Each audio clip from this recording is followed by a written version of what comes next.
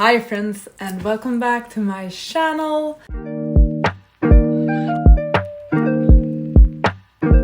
Happy New Year! This is actually the first video that I'm filming since the start of the new year, which is quite exciting actually. It's been a good few days. I had a very lovely New Year's Eve together with friends and I've had some pretty chill first days of the year, which has been great and very much needed. But I'm back at it with filming videos and I'm so excited about it. Today I will be talking about my reading stats for 2021 and I'll also share my reading goals for 2022. First of all though, I need to say a major thank you for 500 subscribers. I think I've had that now for 1 or 2 weeks or something, but since all of my videos are pre-filmed, I could never thank you properly. So thank you so much for 500 subscribers, it means a lot. Now let's just have a look at what were my goals for 2021 and did I achieve them. First, my reading goal for 2021 was 52 books. I thought that 1 book a week was a good way to go because it was only like my second full year back into reading. And I definitely exceeded that. I read a total of 103 books in 2021, which is insane. I didn't really expect that I would hit the 100 book mark, and I did. I barely did, I feel like. I was definitely slumping throughout the autumn and winter part of this year. Not really slumping, but I just didn't read as much. I didn't have as much time for reading as I had during the first half of the year. So yeah, I'm very happy about that. Last year, I actually made this spread in my life journal for the goals I had in regards to reading. So let's just have a look through them. I will show all of the stats and such later on. I just want to go through these goals first. I wanted to read more non-fiction. Yeah, I guess I read a few more non-fictions. I think I read about 7 or 9 non-fictions in 2021. Definitely more by the end of the year. I feel like I almost read 1 non-fiction a month by the end of the year, which is quite impressive and I'm happy with that. I wanted to read more POC, queer and diverse authors. I definitely did that.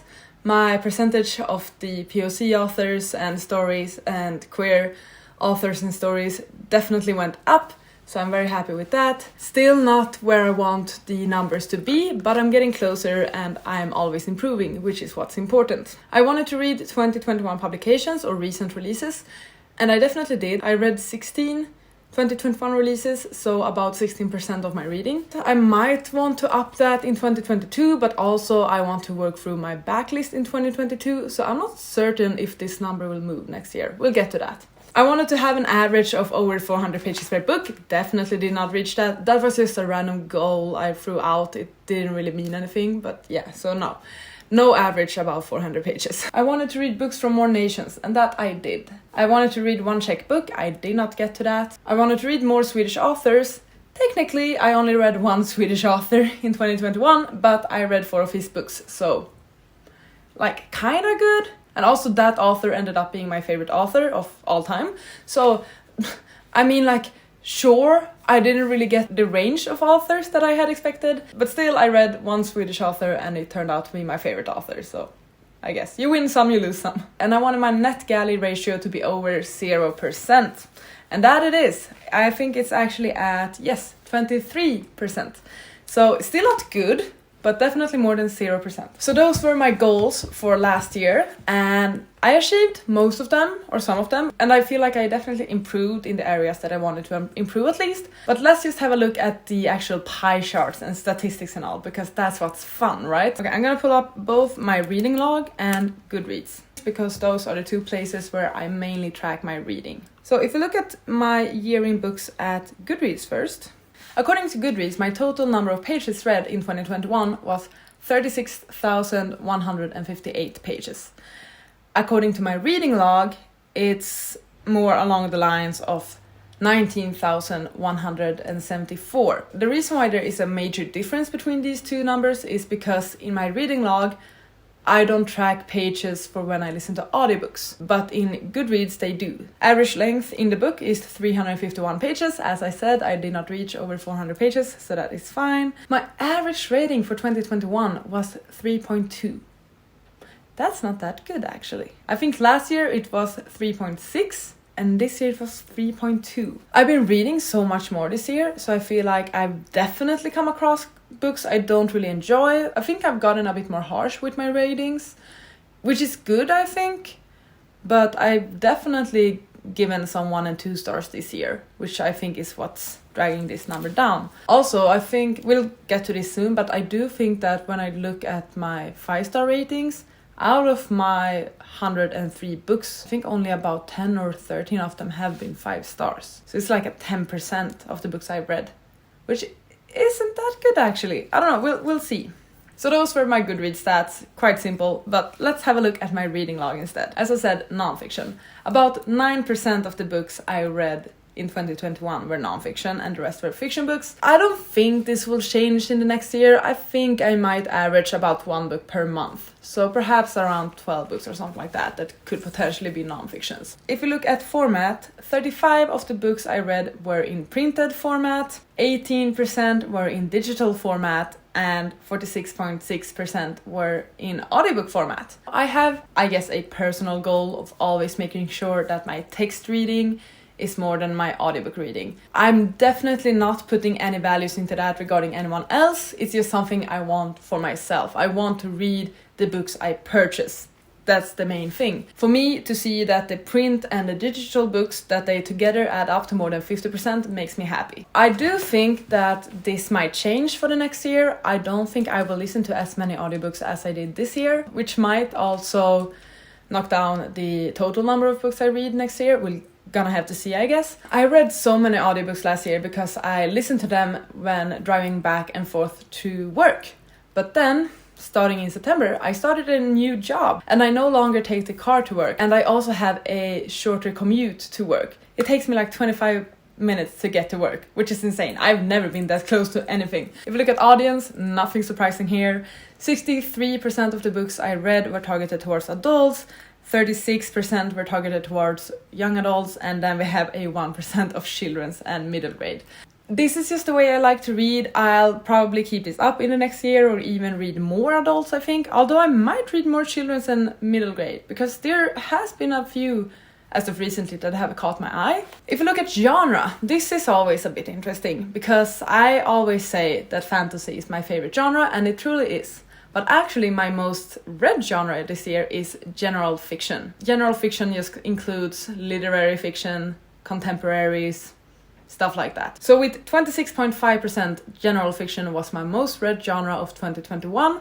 On second place we do have fantasy at a 24.5%, then we have romance at 20.6%, and then on fourth place we have historical, followed by mystery and crime. I kind of expected that fantasy wouldn't be my most read genre of this year, because I've been reading so diverse. In some ways I feel like I've been reading very different books, but I don't mind that. I like that I'm reading a lot of general fiction and literary fiction. For next year, I think that these 3 will be my top categories next year as well. I'm very certain about that. But then regarding the order, we're gonna have to see. I think it will be either general fiction or fantasy that will top this category next year. If you look at publishing dates, I tracked books released in 2021, books released in 2020, and then backlist books. 59.2% of the books I read were backlisted books, 25.2% of the books I read were books that were released in 2020, and then 15.5% of the books I read were books that were released in 2021. The reason why I wanted to track both 2021 and 2020 was mainly because of my Goodreads reading challenge,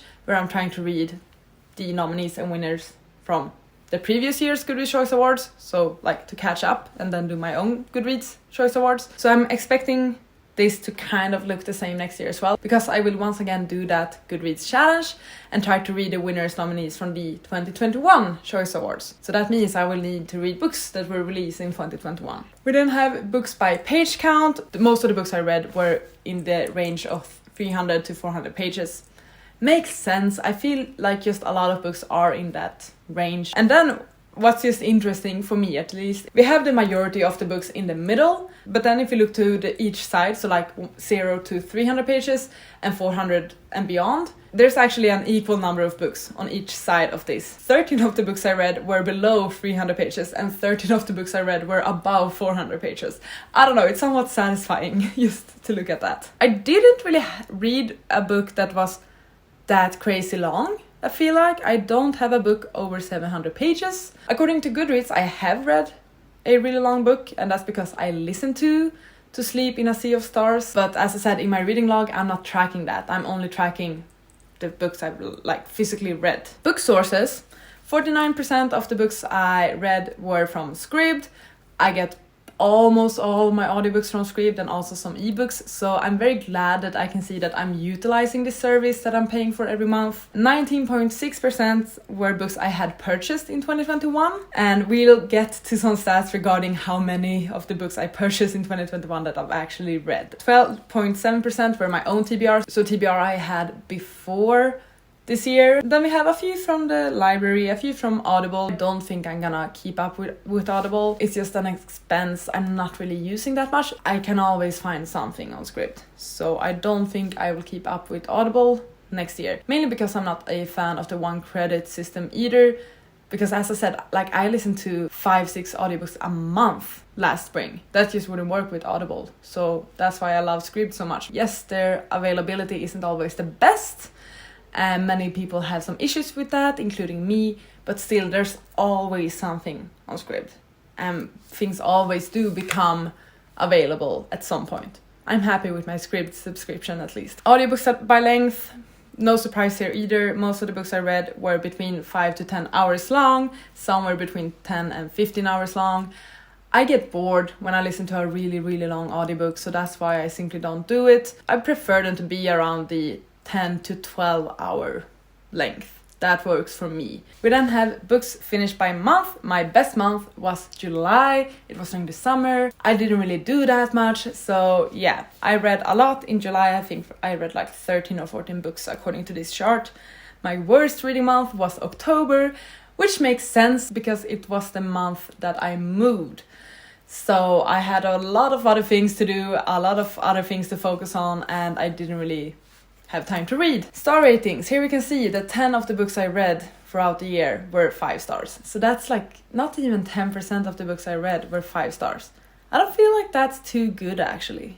I'm hoping this will improve to next year. In one way I'm like, yeah, well, not every book can be a 5-star because 5-star books are the books I truly love. Wouldn't it be great if my average rating just went up and I had like 20 or 30 5-star ratings next year? That would be amazing. Let's aim for increasing the number of books that I rate 5 stars in 2022. Author gender. We can see on this chart that 70.9% of the books I read were written by female authors, 25.2% of the books were written by male authors, and then 3.9% were written by non-binary authors. I'm happy with this stat. I never mind that I read more female authors than I do male authors. That's not an issue for me. I would like to increase my non-binary reading next year. I feel like that would be a good thing to aim for. But nevertheless, I'm just happy with this. And also, just as a disclaimer now, when we're getting to in-depth information about the authors, their origins, their,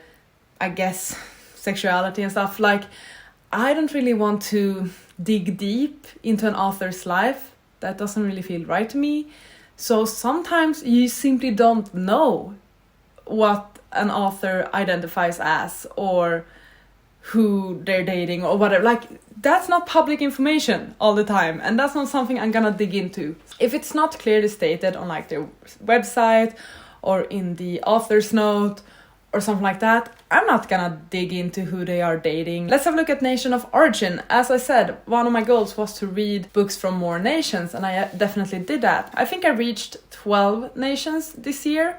The majority of the books I read still originated from the USA. This is something I want to move past, but also with just like with the community I'm in, with the BookTube community, I feel like it's the books from the US that are marketed the most, advertised the most. Also on Goodreads, those are the books that you see the most. So it's difficult to move past that, but I'm slowly but surely working on it. At least I did better than last year, and that's all I can ask. Second most read country was UK, once again also quite common, also an English speaking nation. Then third most read was Canada, English speaking nation once again. And then fourth most read was Sweden. And that's the Swedish author I discovered. So hey, at least some Swedish representation this time. That is good. But I also read books from Australia, China, Japan, Korea, Nigeria, Argentina, Sierra Leone, Brazil, and Indonesia. So I did get a few new countries into the mix. The main goal, nevertheless, is to read more nations and continue to read from more nations. We then have the chart for POC authors. 45.6% of the books I read had POC authors, which is great. I'm getting closer to 50%. This is very good. I think last year I was about 20% for this one, so I've definitely improved a lot. Hopefully next year I will get past the 50% mark or even higher. That would be great if I could do that. We then have queer authors and queer protagonists. Once again, if it's not clearly stated somewhere that the author is queer, I'm not gonna dig into their personal lives or decide that on my own. This number does look quite low. It says that only 13.6% of my reading has been written by queer authors. I somehow doubt that, especially considering that I read more queer stories. I read 22.3% stories with queer protagonists. Nevertheless, another goal is to increase this number as well. I want to read more queer books in the next year. I think that they are amazing. More trans representation, more non-binary representation. I feel like I learn so much from these books. I learn things about myself. I learn things about the society, about the community. And yeah, so more queer books in 2022. Books in translation. 5.8% of the books I read were translated. I know this is mainly because of my Olympics-a-thon, readathon, that I hosted last year during the summer, where one of the prompts is to read translated books. And it has now been announced that the Olympics-a-thon is coming back in February, and you have another chance to join in and read translated books. I know I'm gonna aim for that prompt. So yeah, let's do this together. Let's read more translated works, because I feel like it's so important, especially because it helps with the nation's goal of reading more books from different nations. So it all comes together. Let's read more translated books. Finally, we have the chart for purchased books. According to this, I have read 26.3% of the books I purchased in 2021. So about a fourth. It's not the best. How many books did I buy in total in 2021? Are we ready to see this number? Because I've been tracking them.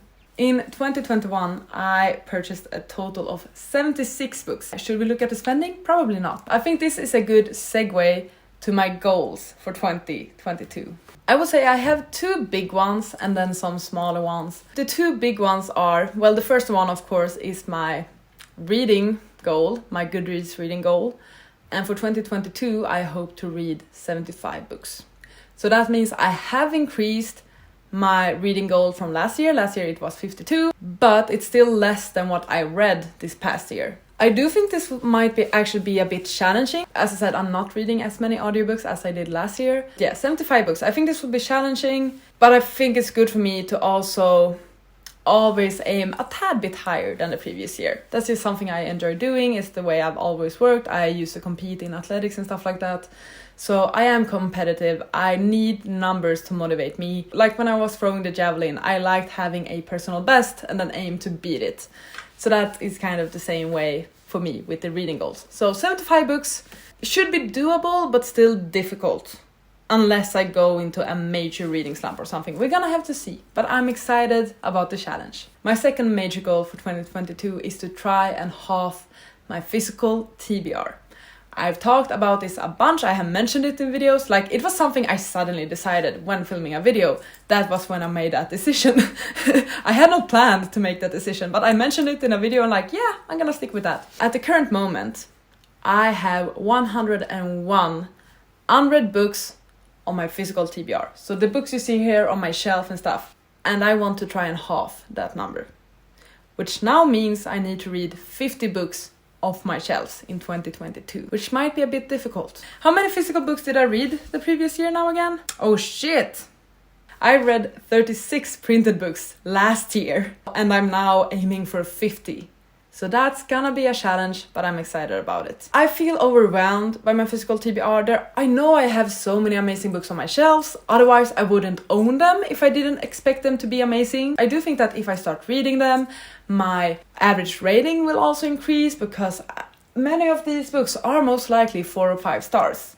So I know I have a great selection here on my shelves, and I want to read the books. I want to read the books I get as gifts. I want to read the books I'm excited about myself. And I just want to be able to say that I read most of the books on my shelves.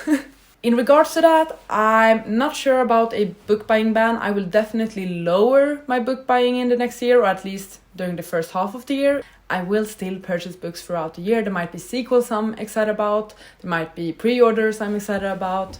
But still, I won't go as purchase crazy as I have been during this last 6 months or something like that. So that's a good goal, I feel like. And I'm excited about the challenge once again, but I'm also scared. But let's do our best. And now for some of the smaller goals. As I mentioned, I want to continue to read more POC, queer and diverse authors. That's always a goal of mine. So trying to reach about 50% for POC authors, get possibly closer to 30-40% regarding queer authors, and read more nations is another goal. I want to read more nations, so that means I just want to up it. I want to read more than 12 nations next year. Nothing against the States really, or USA or whatever. It's such a big world. There's so many more countries. There are 214 countries, depending on how you define it. So there's quite a chunk of good books out there. I also mentioned now that I want to have more 5-star ratings. So let's aim for closer to 20 books being 5 stars. Those are kind of my main goals. I also want to continue to up my NetGalley ratio. It's currently at 23%, I think. I just want it to be more than 23% and then I will be happy. We then have a couple of challenges I'm doing in the next year. I'm doing the 22 books I want to read in 2022.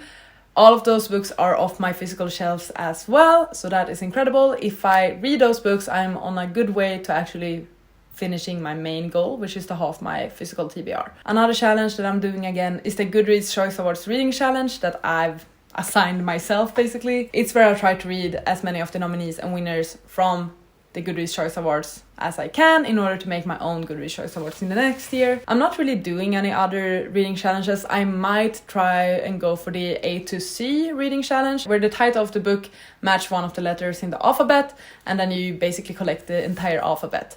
That would be quite fun if I could aim for that one. So I think I'm gonna add it. I'm throwing it into the mix. A to C, book challenge, here we go. We then have some bookish challenges, but not reading challenges.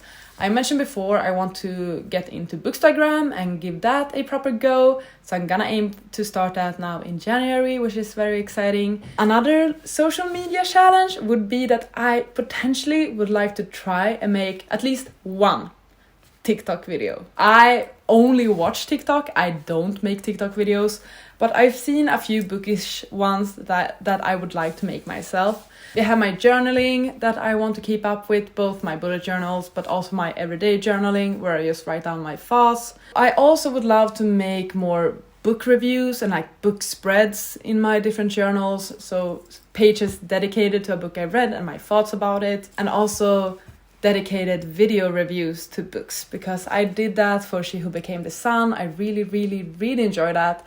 I'm considering making one for Rage of Dragons that I'm currently reading. Yeah, I feel like I'm just thinking about the books in a different way when I know I will review them.